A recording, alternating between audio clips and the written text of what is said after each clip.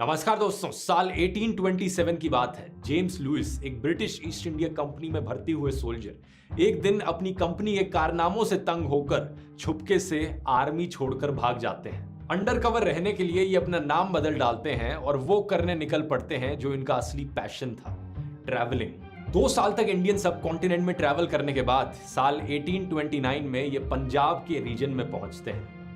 यहाँ इन्हें एक अनजान प्राचीन शहर के खंडर मिलते हैं। इन्हें कोई आइडिया तक नहीं था कि ये रूइंस कितने पुराने हैं, किसके हैं, लेकिन क्योंकि इन्हें हिस्ट्री का बड़ा शौक था, ये डॉक्यूमेंट करने लग जाते हैं कि इन्हें क्या दिखा था। नोट्स लिखते हैं, ड्राइंग्स बनाते हैं। जेम्स लुइस के द्वारा बनाई गई ये ड्राइंग्स आप स्क्रीन पर देख सकते हैं। जेम्स लुइस इस बात से बेखबर थे कि इन्होंने एक्चुअली में हड़प्पा का प्राचीन शहर खोज निकाला था।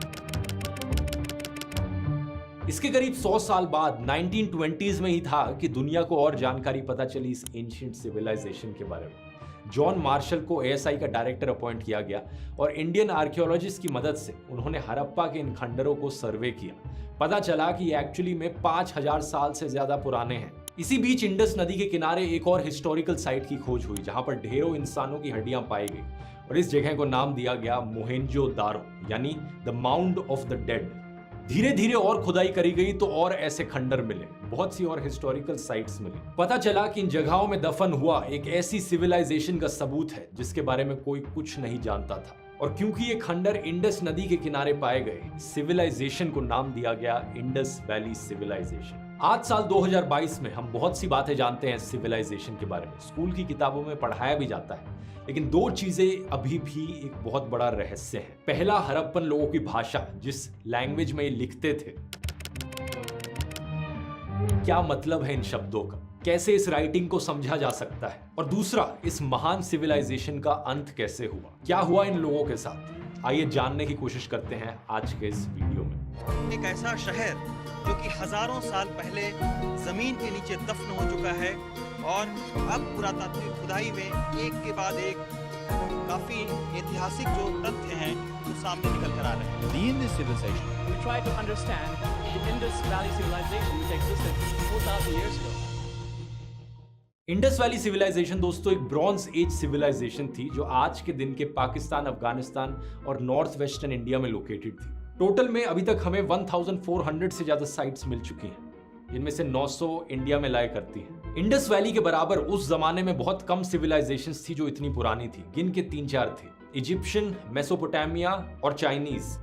इन चारों में से चाइनीज सबसे रीसेंट थी, तो सबसे पुरानी सिविलाइजेशंस में इंडस वैली, इजिप्शियन और मेसोपोटामिया को ही गिना जाता है। कॉमनली माना जाता है कि मेसोपोटामिया ओल्डेस्ट सिविलाइजेशन है इंसानों की, लेकिन साल 2016 में आईआईटी खड़गपुर और एएसआई ने स्टडी करी थी, आर्कियोलॉजिकल डेटिंग टेक्निक्स का इस्तेमाल किया था, जिसके बाद उन्होंने कहा कि एक्चुअली में इंडस वैली 8000 साल पुरानी हो सकती है। ऐसा एविडेंस पाया गया है कि फार्मिंग सेटलमेंट्स जो पहले करी गई थी वो 7000 बीसी में करी गई थी। आज के दिन की हरियाणा स्टेट में ये पाया गया है। उस समय में ज्यादा शहरों की डेवलपमेंट नहीं हुई थी, बस एग्रीकल्चर टूल्स पाए गए थे, पॉटरी होती हुई देखी गई थी। तो 7000 बीसी से 5500 बीसी तक का जो समय है, इसे प्री हड़प्पन फेज बुलाया जाता है। आर्कियोलॉजिस्ट का कहना है कि अर्बनाइजेशन की शुरुआत सिर्फ 5500 बीसी के बाद से हुई थी, जब पब्लिक बिल्डिंग्स बनाई गई और ट्रेड रूट्स बनाए गए। 2600 बीसी तक इनकी सभ्यता इतनी एडवांस हो चुकी थी कि इनके शहरों में मल्टी स्टोरीड घर बने हुए थे ईंटों के। जिन ईंटों का इस्तेमाल करके घर बनाते थे, उनकी स्टैंडर्डाइज्ड मेजरमेंट होती थी, एक ही साइज की ईंटें होती थी। हर घर के अंदर टॉयलेट होता था, नहाने की जगह होती थी, ड्रेनेज सिस्टम होता था जहां से ड्रेन बाहर निकल सके, सड़कों पर ढंग की नालियां होती थी, पैदल चलने की जगह साइड में पेड़ लगाए जाते थे, पब्लिक कुएं होते थे जहां से हर कोई पानी पी सके, डस्टबिन्स बनाए जाते थे जहां पर लोग कूड़ा फेंक सके। अर्बन प्लानिंग के मामले में इनके शहर शायद आज के किसी भी इंडियन शहर से बेहतर होते थे, लेकिन फिर भी हम इनके बारे में और गहराई से समझ नहीं सकते क्योंकि हम इनकी लैंग्वेज नहीं जानते। ये देखिए, ऐसे 4000 से ज्यादा आर्टिफैक्ट्स पाए गए हैं, stone slabs, tablets, copper plates जिन पे इनकी भाषा लिखी हुई है। कोई हड़प्पा में पाया गया तो कोई मोहेंजो-दारो में, तो कोई और हिस्टोरिकल साइट पर। इस पे लिखी गई इंस्क्रिप्शंस को हम इंडस स्क्रिप्ट कहते हैं। 1920 से लेकर आज तक 100 से ज्यादा अटेम्प्ट किए जा चुके हैं इनकी भाषा समझने के, लेकिन अभी तक हम नहीं समझ पाए कि इन सिंबल्स का मतलब क्या है। अब दोस्तों, क्योंकि इतने सारे अटेम्प्ट्स किए गए हैं इस इंडस स्क्रिप्ट को समझने के और इतने सारे इंस्क्रिप्शंस हमारे पास अवेलेबल है, तो कुछ चीजें तो जरूर हैं जो हम श्योर शॉट कह सकते हैं। पहला, जब ये लोग अपनी भाषा को लिखते थे, ये लेफ्ट टू राइट लिखने की जगह राइट टू लेफ्ट लिखते थे। हम जैसे हिंदी और इंग्लिश लिखते हैं तो लेफ्ट से लिखना शुरू करते हैं, लेकिन अरेबिक जैसी भाषाएं राइट टू लेफ्ट लिखी जाती हैं। ये इंडस स्क्रिप्ट भी राइट टू लेफ्ट लिखी जाती है। ये हमें कैसे पता चला? अगर आप इस स्टोन स्लैब की इमेज देखोगे, लेफ्ट में आप सिंबल्स देख रहे हो वो थोड़े और क्रैम्प्ड हो गए हैं। ये चीज़ आपने स्कूल में भी देखी होगी कि जब आप लिखने चलते हो और देखते हो कि पेज में ज़्यादा जगह नहीं बची तो छोटा छोटा करके लिखने लग जाते हो, शब्दों को और पिचका पिचका कर लिखने लग जाते हो। यही चीज़ हमने इस इंस्क्रिप्शन पे देखी। जिसने भी इंडस स्क्रिप्ट लिखी थी उनके साथ भी सेम चीज़ हुई और ये लेफ्ट साइड पर हुई, तो इसलिए हम कंक्लूड कर सकते हैं कि ये भाषा राइट टू लेफ्ट लिखी जाती है। दूसरा ये देखा गया कि जहां जहां ये राइटिंग पाई गई है, हमेशा ऊपर कुछ इंडस स्क्रिप्ट में टेक्स्ट लिखा जाता था और लिखने के नीचे कोई एक बड़ा सिंबल बनाया जाता था किसी जानवर का। ये जानवर राइनोसोरस हो सकता था, हाथी हो सकता था, टाइगर हो सकता था, बुल हो सकता था, लेकिन सबसे कॉमनली दिखने वाला जानवर जो इन स्टोन स्लैब्स में पाया गया वो एक्चुअली में एक यूनिकॉर्न जैसा क्रीचर था, जो शायद रियलिटी में एग्जिस्ट भी नहीं करता। लेकिन सवाल यहाँ पर यह कि क्या रीजन हो सकता है कि इन्होंने लिखा कुछ और उसके नीचे हमेशा एक बड़ा सा जानवर बनाया। तीसरी चीज, ये फोटो देखकर आपको लग रहा होगा कि जहां पर हमें राइटिंग पाई गई है ये बड़ी बड़ी स्टोन के पत्थर होंगे, लेकिन एक्चुअली में ये बहुत ही छोटे से 2.5 से 5 स्क्वायर सेंटीमीटर के स्टोन के ये सील्स हैं। तो कोई इतनी बड़ी जगह नहीं है जहां पर ये टेक्स्ट लिखा गया है। चौथी चीज, हिस्टोरियंस ने क्या किया कि जितने भी साइंस और सिंबल्स इन्हें इंडस स्क्रिप्ट में दिखे उन सबको आइडेंटिफाई किया, कलेक्ट कर लिया और टोटल में देखा गया कि 400 साइंस हैं इनकी स्क्रिप्ट में। अब इंग्लिश लैंग्वेज में 26 अल्फाबेट्स होते हैं, लेकिन इनकी इंडस स्क्रिप्ट में 400 से ज्यादा साइंस हैं। कुछ सिंबल्स ये स्टिक फिगर्स जैसे लगते हैं, कुछ मछलियां दिखती हैं, कभी टर्टल्स, कभी क्रैब्स, कभी इंसेक्ट्स, कभी चिड़िया। लेकिन क्योंकि इतने ज्यादा नंबर ऑफ सिंबल्स हैं स्क्रिप्ट में, तो हिस्टोरियंस का कहना है कि ये इंडस स्क्रिप्ट एक्चुअली में एक लोगो सिलेबिक स्क्रिप्ट थी। लोगो सिलेबिक का मतलब है कि यहाँ पर सिंबल्स का इस्तेमाल किया गया है एक शब्द और एक साउंड को एक्सप्रेस करने के लिए। एग्जाम्पल से समझाता हूँ। जो इजिप्शियन हायरोग्लिफ्स हैं, जो इजिप्शियन सिंबल्स आपने देखे होंगे, ये इजिप्शियन सिविलाइजेशन के टाइम के हैं। इंटरेस्टिंग बात यह है दोस्तों कि हिस्टोरियंस एक्चुअली में इस भाषा को समझ चुके हैं। तो unlike the Indus script, historians आज के दिन जानते हैं कि इजिप्शियन भाषा में एग्जैक्टली किस सिंबल का क्या मतलब है। और यह भाषा भी कुछ ऐसी ही है कि एक सिंबल जो है वो एक साउंड को रिप्रेजेंट करता है। फॉर एग्जाम्पल, ये जो वल्चर का सिंबल है ये आ साउंड को रिप्रेजेंट करता है। ये जो पैर का सिंबल है ये ब साउंड को रिप्रेजेंट करता है। सिमिलरली सारे साउंड्स की आपको ट्रांसलेशन यहाँ पर मिल जाएगी और इसको देखकर आप अपने नाम को इजिप्शियन हायरोग्लिफ्स में भी लिख सकते हो। जैसे कि अगर मैं ध्रुव लिखना चाहूं तो मेरा नाम इजिप्शियन हायरोग्लिफ्स में कुछ ऐसा दिखेगा।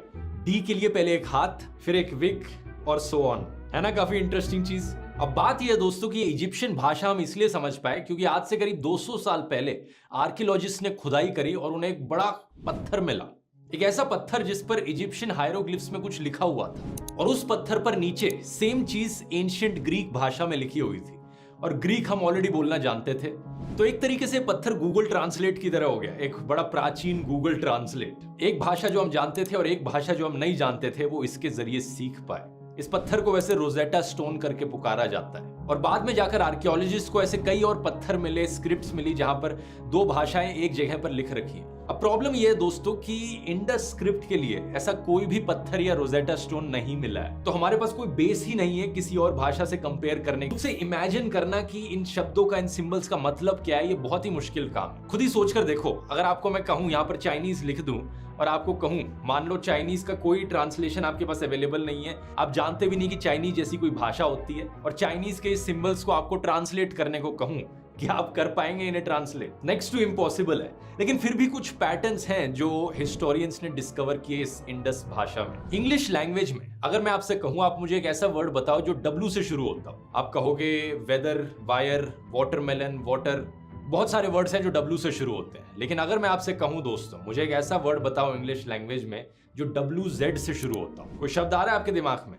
या फिर कोई ऐसा वर्ड बताओ जो WQ से शुरू होता हो। नहीं सोच सकते क्योंकि ऐसा कोई वर्ड ही एग्जिस्ट नहीं करता इंग्लिश लैंग्वेज में, क्योंकि हर लैंग्वेज में कुछ पैटर्न्स होते हैं। इंग्लिश लैंग्वेज में 26 अल्फाबेट्स हैं, उन्हें सर्टेन कॉम्बिनेशंस में यूज किया जाता है कुछ पैटर्न्स के साथ। इसका मतलब यह है कि इंग्लिश में आपको WI, WA से शुरू होने वाले बहुत से वर्ड मिल जाएंगे, लेकिन WZ, WQ से शुरू होने वाला कोई वर्ड नहीं मिलेगा। सिमिलरली इंडस स्क्रिप्ट में भी कुछ सिंबल्स हैं जो कुछ और सिंबल्स के बाद आते हैं हमेशा। जैसे कि जब भी ये डायमंड शेप का सिंबल इस्तेमाल किया जाता है, इसके बाद हमेशा एक सिंबल आता है जिसमें 2 पैरेलल लाइनें लगी होंगी, लेकिन कभी भी इसके बाद ये स्टिक फिगर वाला सिंबल नहीं आता। सबसे ज्यादा यूज किया जाने वाला सिंबल है ये जार शेप्ड सिंबल जो है। और इंटरेस्टिंगली ये देखा गया है कि ये सिंबल हमेशा इंडस की भाषा में हमेशा टेक्स्ट के एंड में इस्तेमाल किया जा रहा है। तो हो सकता है ये इनका कोई फुल स्टॉप हो या पूर्ण विराम हो। एक खास डिस्कवरी अब ये हुई दोस्तों कि मेसोपोटामिया में भी इंडस की स्क्रिप्ट पाई गई कुछ पत्थरों पर लिखी हुई। मेसोपोटामिया की जो हिस्टोरिकल साइट्स हैं वो आज के दिन के इराक और ईरान के एरियाज में।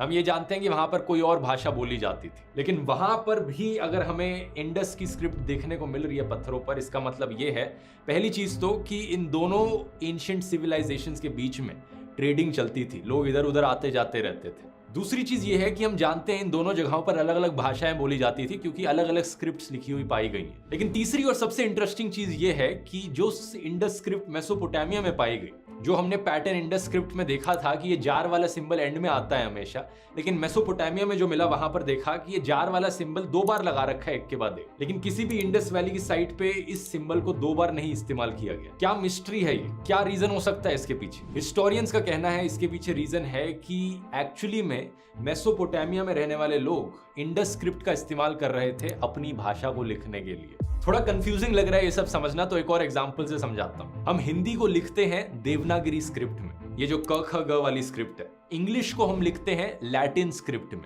ये ABCD जो होता है, इसे हम लैटिन स्क्रिप्ट कहते हैं क्योंकि जर्मन फ्रेंच जैसी भाषाएं भी लैटिन स्क्रिप्ट में ही लिखी जाती है। ABCD करके ही लिखा जाता है जर्मन फ्रेंच को भी। तो बोलने की भाषा अलग है, लिखने की स्क्रिप्ट अलग चीज है। अक्सर दोनों के बीच में पेयर बना रहता है यहाँ पर। लेकिन क्या आप इमेजिन कर सकते हो हिंदी भाषा को लैटिन स्क्रिप्ट में लिखना? कोई इतना इमेजिन करने की जरूरत नहीं है क्योंकि आज के दिन हर कोई करता है। क्या कर रहे हो? अगर हम इस हिंदी फ्रेज को इंग्लिश की लैटिन स्क्रिप्ट में लिखेंगे तो क्या को हम KYA करके लिखेंगे। अगर हम ऐसा कर रहे हैं तो इसका मतलब है कि हम हिंदी भाषा को लैटिन स्क्रिप्ट में लिखने लग रहे हैं, लेकिन लैंग्वेज वही है। तो हिस्टोरियंस का मानना है कि सेम चीज एक्चुअली में मेसोपोटामियंस ने करी इंडस स्क्रिप्ट को लेकर। उन्होंने अपनी भाषा इंडस स्क्रिप्ट में लिखी, तभी कुछ ऐसे पैटर्न्स देखने को मिले जो इंडस स्क्रिप्ट में नहीं दिखते। अगर आप हिंदी फ्रेज आराम कर रहा हूं को लैटिन स्क्रिप्ट में लिखना चाहोगे तो आराम शब्द को आप 2 A लगाकर लिखोगे, AARAM। तो शुरू में आपने 2 A के लेटर्स लगा दिए, लेकिन इंग्लिश में कभी ऐसा होता नहीं है। इंग्लिश में कोई भी ऐसा वर्ड नहीं है जो 2 डबल A से शुरू होता हो। समझ रहे हो ना? इसका मतलब ये हुआ कि हमने पैटर्न चेंज कर दिया है लिखित भाषा का। अच्छा, लैंग्वेज से हटकर अगर इंडस वैली के शहरों की बात करें तो वहां पर भी एक बड़ा इंटरेस्टिंग पैटर्न दिखता है। जितने भी शहर पाए गए हैं इंडस वैली सिविलाइजेशन के, उन सब में सिमिलर पैटर्न देखने को मिल रहा है। हर शहर के 2 बड़े हिस्से हैं। पहला है एक लोअर माउंट जो बनाया गया है, जिसके बाद चारों तरफ एक बाउंड्री वॉल है, और दूसरा है इस एरिया के अंदर बना हुआ एक किला जो थोड़ा ऊपर उठकर बना है, हायर माउंट पर। ये किला यूजुअली वेस्ट साइड पर होता था हर शहर के। इसकी अपनी दीवारें थी और नीचे वाले एरिया की अपनी दीवारें थी। इस किले में सारी इंपॉर्टेंट पब्लिक स्पेसेस होती थी शहर की, जैसे कि मार्केट प्लेस हो गया, वर्कशॉप्स हो गई, या फिर किसी से मिलना हो यहाँ पर होता था। और जो 2 लेयर थी दीवारों की, दीवारें लगाने के पीछे पर्पस था वाइल्ड एनिमल्स को दूर रखना और इसके अलावा फ्लड्स होने से बचाना। अगर नदी का पानी ज्यादा हो जाए तो शहर में फ्लड्स ना आए, क्योंकि उस समय इंसानों से कोई इतना बड़ा खतरा था नहीं, इतने इंसान ही नहीं थे दुनिया में उस टाइम पर। तो माना जाता है कि इस सिविलाइजेशन के कोई नेचुरल एनिमीज नहीं थे, तो चांसेस यही है कि कभी कोई इन्वेजन नहीं हुआ कहीं और से। इस शहर के स्ट्रक्चर को मोहेंजोदारो फिल्म में काफी अच्छे से डिस्क्राइब करने की कोशिश करी गई है। जो ऋतिक रोशन की फिल्म आई थी इस पर, मुझे लगता है काफी अच्छे तरीके से, हिस्टोरिकली एक्यूरेट तरीके से उन्होंने एक शहर को बना रखा है। वैसे मोहेंजोदारो शहर में जो सबसे आइकॉनिक अट्रैक्शन पाई गई है वो है द ग्रेट बाथ। एक बहुत बड़ा स्विमिंग पूल होता था, मल्टी स्टोरीड बाथ थी ये, 900 स्क्वायर फीट की, 2.4 मीटर्स डीप थी। इसे जली हुई ईंटों से बनाया गया था और वाटरप्रूफ किया गया था नेचुरल तार का इस्तेमाल करके। इसमें एक ड्रेनेज होल भी पाया गया और साथ में एक कुआं भी पाया गया, जिससे ये पता चलता है कि हमेशा इस स्विमिंग पूल में फ्रेश वाटर इस्तेमाल किया जाता था। और क्योंकि बाकी शहरों में देखा गया कि साफ सफाई कितनी होती थी, ड्रेनेज सिस्टम्स कितने अच्छे होते थे, इसलिए माना जाता है कि मोहेंजोदारो शायद से इंडस वैली सिविलाइजेशन का कैपिटल शहर था। एक बहुत बड़ा डिफरेंस यहाँ पर मेसोपोटामिया और इजिप्शियन सिविलाइजेशन से इंडस वैली सिविलाइजेशन में अभी तक कोई भी बड़ा मंदिर, मस्जिद या कोई भी रिलीजियस साइट नहीं पाई गई है, ना ही कोई बड़ा महल मिला या कोई रॉयल टूम मिला। इसका मतलब है अभी तक कोई भी एविडेंस नहीं मिला कि सिविलाइजेशन में कोई मोनार्क हुआ करता था, कोई प्रीस्ट हुआ करता था, पंडित, पुजारी, कोई आर्मी, कोई वॉरफेयर, कोई इस चीज का एविडेंस नहीं। और ये बड़ी हैरान कर देने वाली बात है हिस्टोरियंस के लिए, क्योंकि बाकी ब्रॉन्ज एज सिविलाइजेशंस में रिलीजन बहुत ही कॉमन चीज थी। ऐसा लगता है मानो हड़प्पन सिविलाइजेशन में लोग बड़े एडवांस थे, खुशी से पीसफुली रहते थे बिना किसी बड़ी सोशल हायरार्की के। लेकिन ये चीज एक्चुअली में एक चर्चा का विषय है, हिस्टोरियंस एक दूसरे से डिसएग्री करते हैं। और अब आते हैं हम एक और सबसे बड़ी अनसॉल्व्ड मिस्ट्री पर, इंडस वैली सिविलाइजेशन एक्चुअली में खत्म कैसे हुई। आर्कियोलॉजिकल रिकॉर्ड्स हमें बताते हैं कि 1900 बीसी और 1300 बीसी के बीच में अचानक से रैपिड डिक्लाइन देखने को मिला इस सिविलाइजेशन में। इस समय के बाद से शहरों की प्लानिंग बिल्कुल खत्म हो गई। सड़कों पर सीवर्स और ड्रेनेज को मेंटेन नहीं किया जा रहा था। वो जो ग्रेट बात था उसमें कूड़ा भरने लग चुका था। मेसोपोटामिया से ट्रेड लिंक्स टूट चुके थे। 1800 बीसी तक ज्यादातर शहरों को खाली कर दिया गया था। लोग ना तो सेम राइटिंग सिस्टम का इस्तेमाल करते थे, ना ही स्टैंडर्डाइज्ड वेट्स और बिल्डिंग रेशियोज का। कोई नहीं जानता कि एक्चुअली में यहाँ पर हुआ क्या था। कुछ थ्योरीज बताई जाती हैं, लेकिन जैसे कि एक थ्योरी है कि जिस नदी के आधार पर ये सिविलाइजेशन टिकी हुई थी वो नदी सूखने लग गई। कहा जाता है कि ये नदी सरस्वती नदी हो सकती है। इस थ्योरी के अनुसार कई रीजंस हो सकते हैं कि नदी क्यों सूखी। एक टेक्टोनिक प्लेट्स में शिफ्ट आया होगा, टाइम के साथ साथ वैसे ही नदी ने अपना कोर्स बदल लिया होगा, ये भी होता है। अगर ये थ्योरी सच है तो अज्यूम किया जाता है कि इंडस वैली के लोग ईस्ट की तरफ चले गए और गंगा नदी के पास आकर बस गए। दूसरी थ्योरी है डिफॉरेस्टेशन की।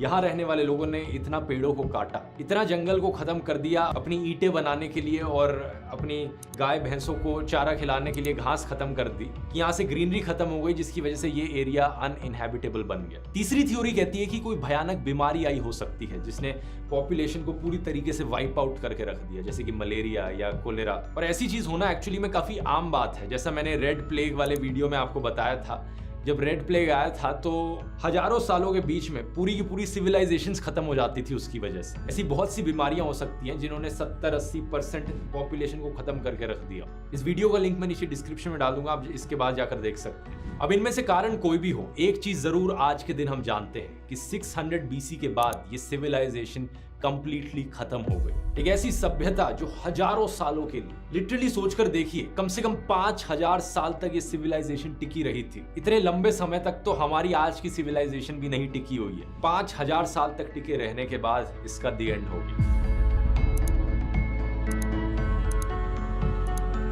और इन अनोखे लोगों को हमने हमेशा के लिए खो दिया। टाइम के साथ साथ ये सेटलमेंट्स जमीन में दफन हो गई और इनके ऊपर नए शहर बने, नई सिविलाइजेशंस निकल कर आई। और ऐसे ही 1000 सालों बाद जाकर जेम्स लुइस ने इस इंडस वैली सिविलाइजेशन की दोबारा से खोज करी।